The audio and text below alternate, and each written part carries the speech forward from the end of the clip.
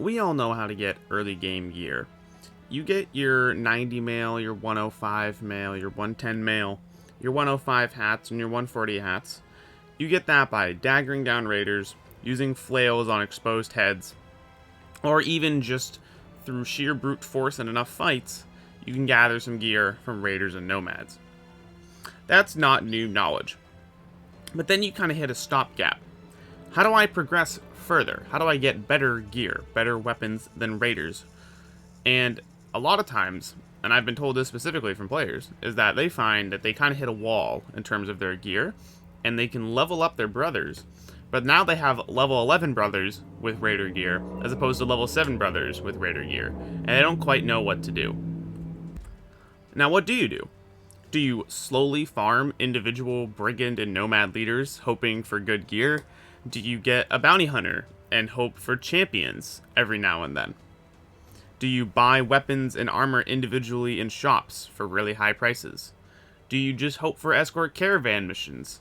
There's a lot of things here that I'm listening, and all of them are incredibly slow and arduous processes that take a lot of in-game time and don't support fast growth. And now, the solution that I'm giving is not particularly novel, but raiding nobles and mercenaries can seem like a daunting task for a lot of new players. And I don't think it's something that they would really feel comfortable doing, but attacking a noble house and raiding its mercenaries is honestly one of the best ways to get great gear for your team, endgame gear for your team, even, at such an early stage. Let's take a look at this campaign that I have right here. We're on day 81, and we've pissed off this green house, whatever this house is, and we attacked the mercenary company from this house, which made this little town pissed off, but the rest of them are only neutral, or they were cold when it happened. And then we pissed this town off, but the rest of the white faction is okay. So, what do we gain from doing this? What do we gain from fighting nobles and mercenaries as early as about day 14, I believe it was, on this company? Well, what we have is we have 1, 2, 3, 4 billhooks in our 5 billhooks on our team. We have, 140 hats, 130 hats, a bunch of those. We have a pole hammer. We got a bardiche from some of the mercenaries. We got more long axes, pikes. We got heater and kite shields when we need them. We got a 300 helm, another 150 hat, 210 mail. All of these are way steps above what you would have with raider gear. So let's think about it. The 130 hat, the 140 hat, the 150 hat, great for backliners, decent nimble mail, better than what you can get for raiders, if not in terms of durability, in terms of your fatigue per durability. Weapons. We have fighting axes. You can also probably get noble swords and military cleavers and the flanged mace, I think it's, or the winged mace from sergeants. Sergeants carry tier 3 weapons in their duelists, so you can kill them. Sergeants also have 210 mail. Knights have 210 mail, and knights have 300 mail as well. Knights have 300 hats. So this is endgame Battleforge gear that we're talking about right here, or at least mid-game.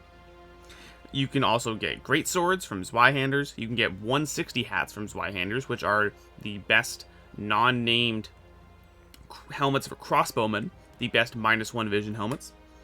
You can also get some 130 or 150 mail, like here, which is pretty decent for nimble characters who want a little bit more protection than their 95 mail.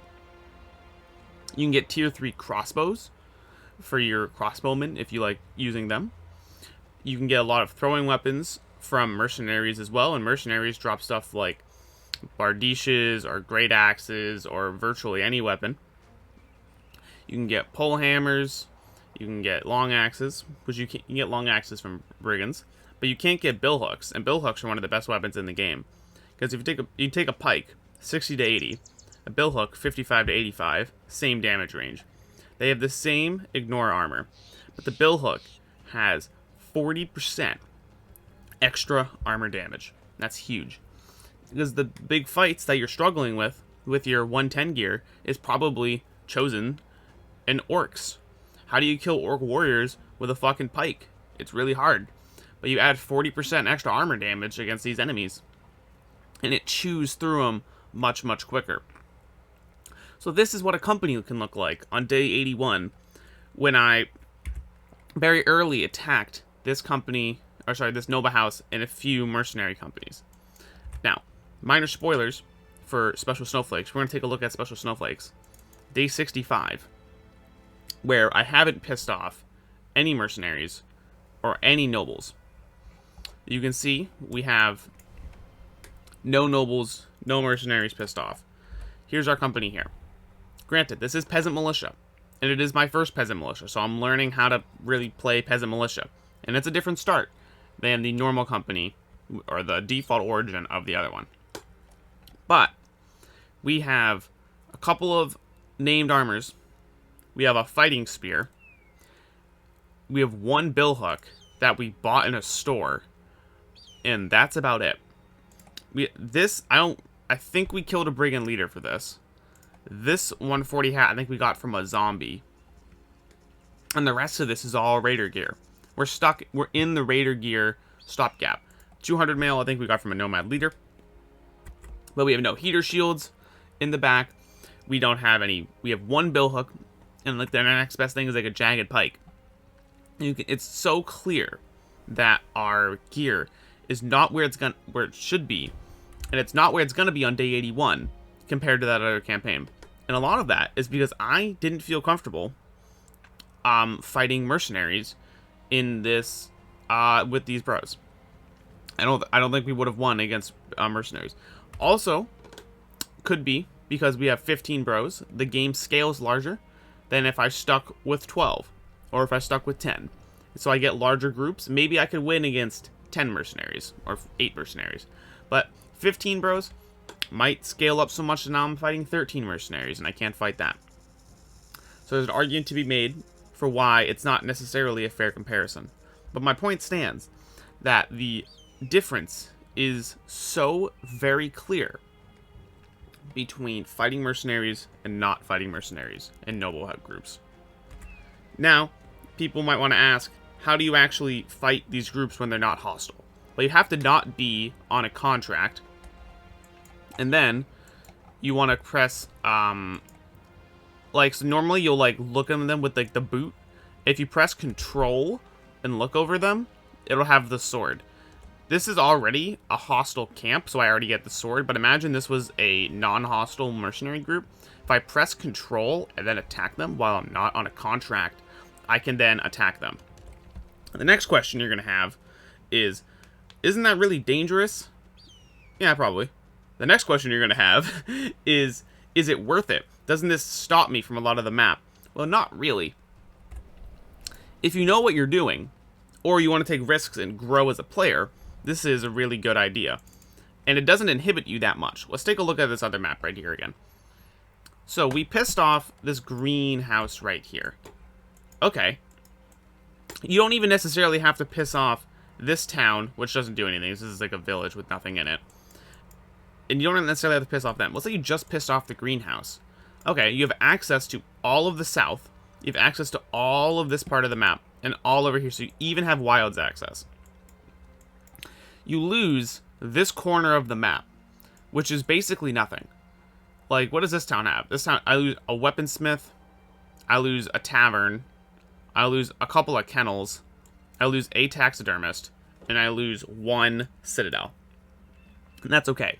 I'm okay with burning all of those bridges just to gain all of this gear. Because if you take Noble War Crisis or the Holy War Crisis as your first crisis, this will all go away.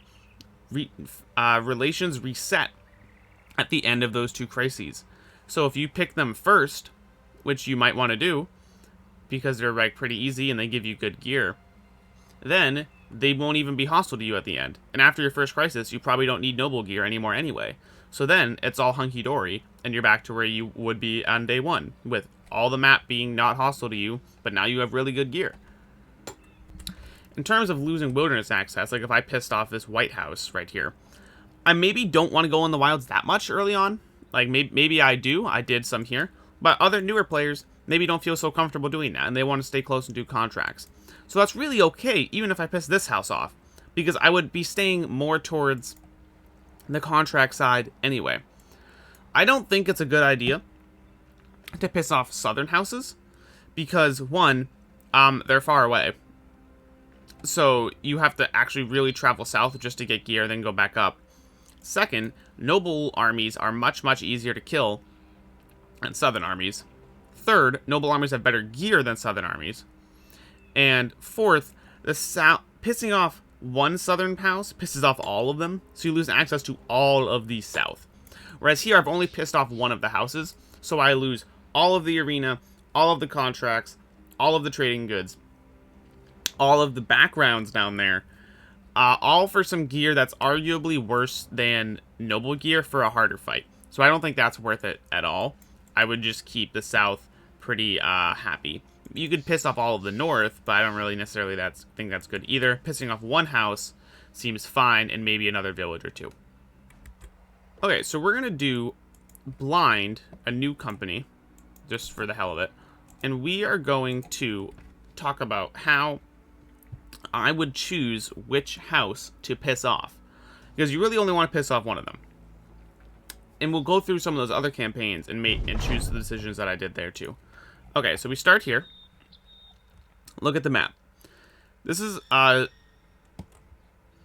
want to piss them off, because I wouldn't even bother going in there. This is probably not a house I would want to piss off. Castle, port, big town, city, port, and this is going to have good trade goods. Oh, in here. Another citadel. So this is a really good southern house right here, and I wouldn't want to piss them off, I don't think. Going up north, I would lose access to this town. Doesn't look like it has farms. This town has nothing. This town has hunters. That town is shit.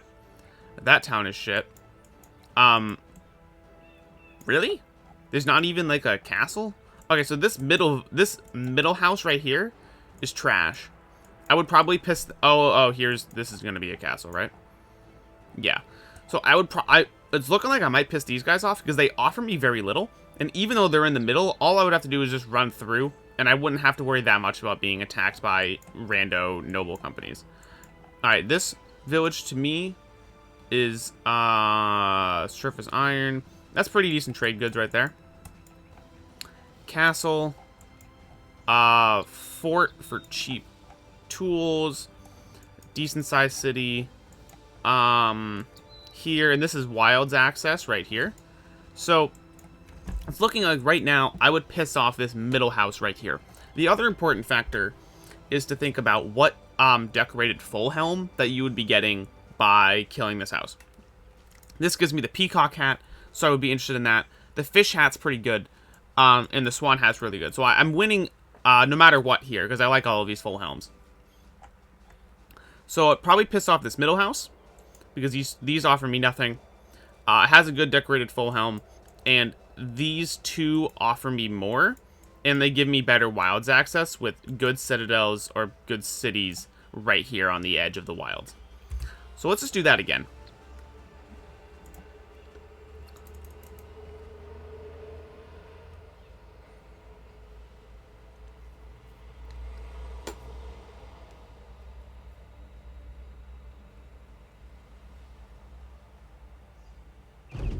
Alright. Right here, we have... This is interesting. So let's take a look at this greenhouse right here. That's a castle in the swamp. Workshop, pig farm. Okay, that's okay. Another castle, ore smelters, workshop, goat pens, and then this city right here with wine. This is really good southern access. It has access to two southern cities. These two are right on the edge of the southern wilds. Let's look at this blue house.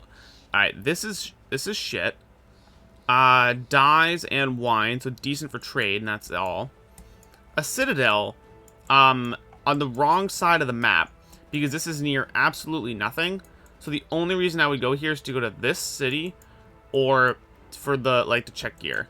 This village is actually the worst thing in the world. I would never go to this village ever. There's no reason to ever go to this village, so that's trash. This place is marginally useful. So this noble house right here offers me jack shit. They're literally in the corner of the map, up against the wall. So there's no good contracts they're gonna give me, like go fight orcs west of here, because it's all civilized. I'm never gonna go to this town. These two towns offer me nothing. So there's just this one city. So they're looking pretty good. I probably don't want to piss off half the map. Maybe I do. But, you know, Citadel, kind of near Wilds. Here. Yeah, these look fine. These are all shit cities, too, actually. So this house offers me... This house also offers me not that much. But I would probably want to piss off, this one, because these green ones give me Wilds access. This gives me Wilds access as well. And this gives me access to, like, half the map. So if I want to run more contracts or fight anything up north, I'd probably want to do that. So this is just like a shitty side house, and we'd get rid of them real easy. Alright, now let's take a look at some actual campaigns and talk about why I would do what I would do. Oh, where is day 81? Here we go. So why did I piss off the greenhouse in this campaign? Well, same thing. This is half the map and access to the south, so I don't want to piss them off. This has Wilds access right here, and this is a big city, and Citadel. So all of those are useful towns to me. These are all shit towns. So and they're in the corner of the map. On the side, I don't really care about. So we just didn't worry about that. Let's take a look at special snowflakes, and we can talk about why I would choose what I would choose there too. All right, so I probably don't want to piss off the southern house, because this is a castle, a city, a castle, small village, and a city. So these are all good things, and these have port access. Arguably, I don't even want to piss off this house. This is kind of a shitsville. This has pretty good trade goods, from what I remember. This is kind of a shitty northern stuff, but this gives me northern access, and arguably Wilds access, and it has ports. This middle house over here, good castles, city, decent amount of things. Now the issue here is none of these strike me out as particularly bad choices, which is another reason why I don't like this campaign, or this map, as much as the offline campaign that I just showed you before, is because it's harder. It's not just one shitty house I can get rid of. It's all houses that are kind of okay, kind of good. So it's harder for me to want to choose to get rid of one of them. There's not one I can easily just go, okay, I don't need you anymore. One final campaign is my famed decorated full helm hoarders. This is a great example of pissing off this northern company right here.